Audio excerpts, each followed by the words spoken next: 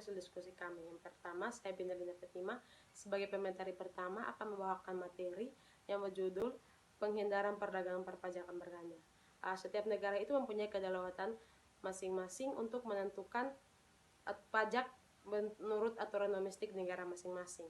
Dalam transaksi internasional, masing-masing negara mempertahankan aturan domestik yang dibuat sehingga tidak dapat dihindarkan terjadinya pajak berganda. Sebagai ilustrasi, Tuan Salim sebagai penduduk warga Indonesia menjadi pemegang saham di Singapore Trading yang berkedudukan di Singapura. Pada suatu waktu, Singapore Trading ini memberikan dividen kepada para pemegang saham. Dalam undang-undang pajak Singapura, penghasilan yang didapatkan oleh Tuan Salim dikenakan pajak menurut undang-undang Singapura. Dan sebagai wajib pajak dalam negeri, penghasilan yang didapatkan Tuan Salim pun dikenakan pajak menurut undang-undang Indonesia.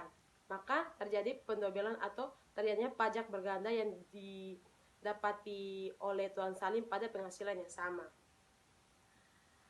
Contoh kedua itu yaitu Tuan Kurniawan, seorang wajib pajak dalam negeri, adalah pegawai PT Maju. Pada suatu waktu sehubungan dengan pekerjaannya, dia harus melakukan tugasnya di Amerika selama 100 hari. Untuk itu dia mendapatkan penghasilan sebesar 10 US dollar dari PT Maju. Ketentuan pajak domestik Amerika mengatur bahwa sumber penghasilannya sehubungan yang pada negara tempat pekerjaan tersebut dilakukan. Sementara Indonesia menganggap bahwa sumber penghasilan sehubungan dengan pekerjaan adalah pada negara yang atau tempat pihak yang membayar atau dibebani imbalan tersebut bertempat kedudukan. Pada kasus ini di Indonesia dan Amerika sama-sama menganggap berhak untuk memajaki penghasilan Tuan Kurniawan ini karena dua-duanya menganggap negaranya adalah sebagai negara sumber penghasilan. Yang berikut persetujuan pengendaraan pajak berganda atau tax treaty.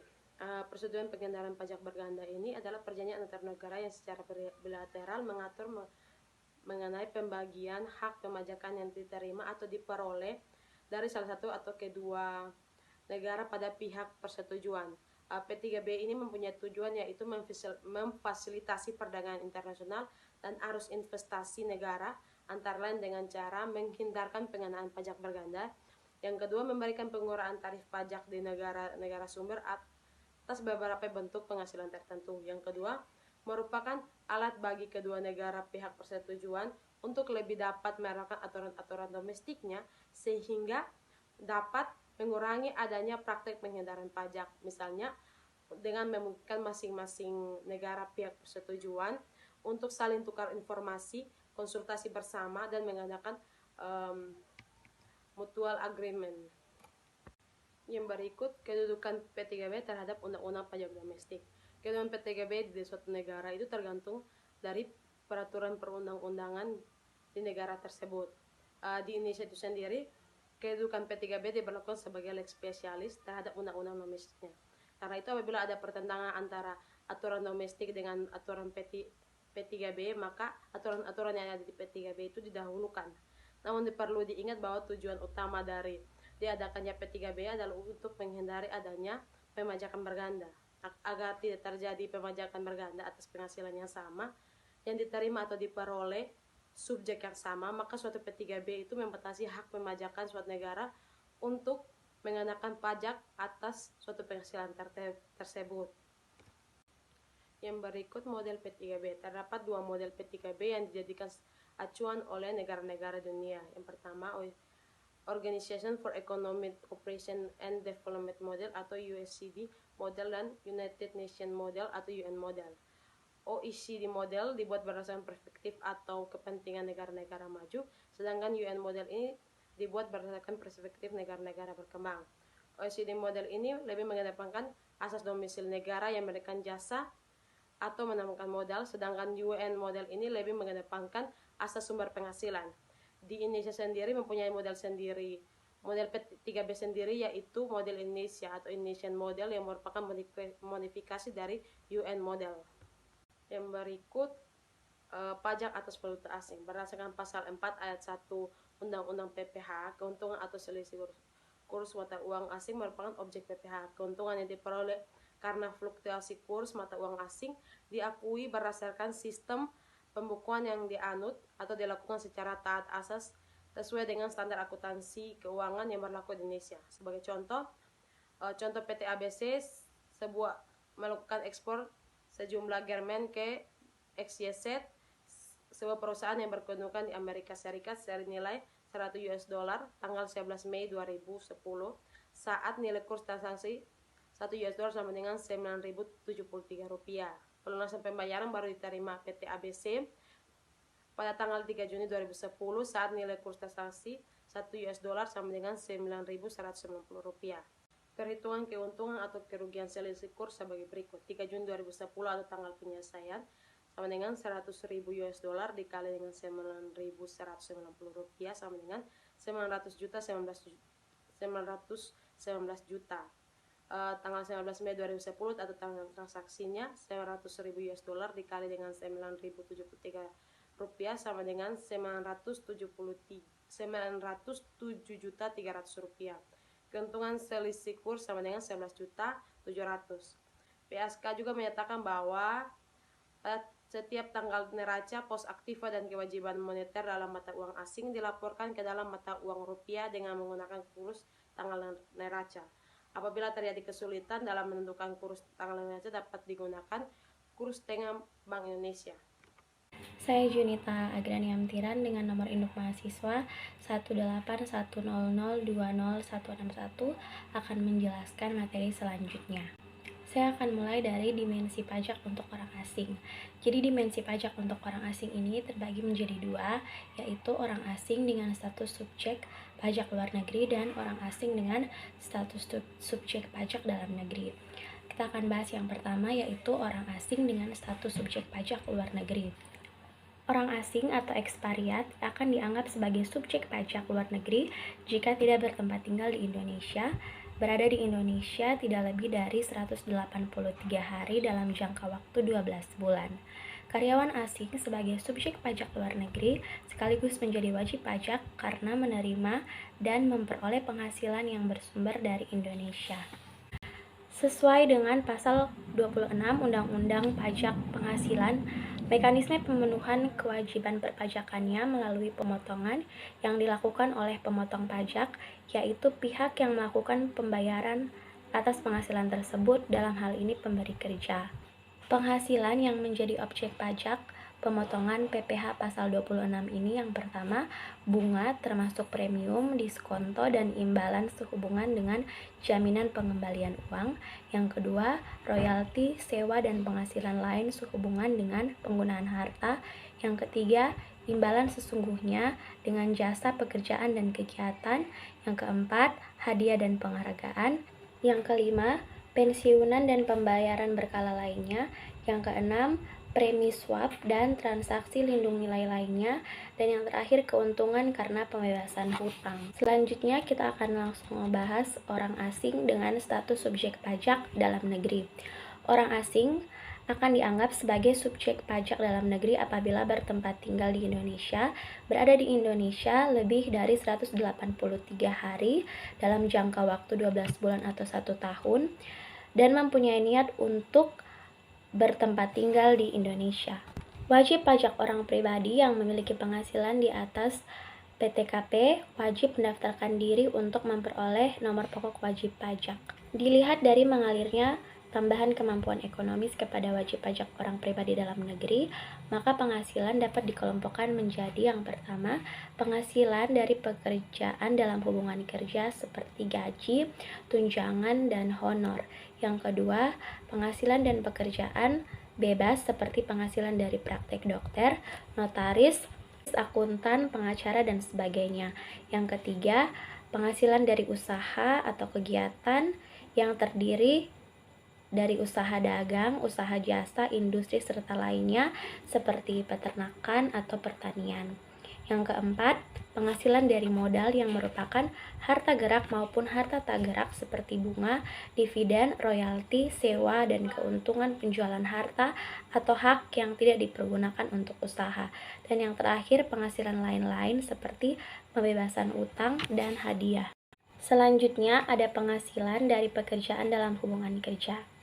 Apabila seorang ekspariat bekerja sebagai karyawan di Indonesia dengan status subjek pajak dalam negeri, maka atas pembayaran berupa gaji, tunjangan, dan honor dilakukan pemotongan pajak oleh pemberi kerja atau pihak yang membayarkan berdasarkan ketentuan pasal 21 Undang-Undang Pajak Penghasilan.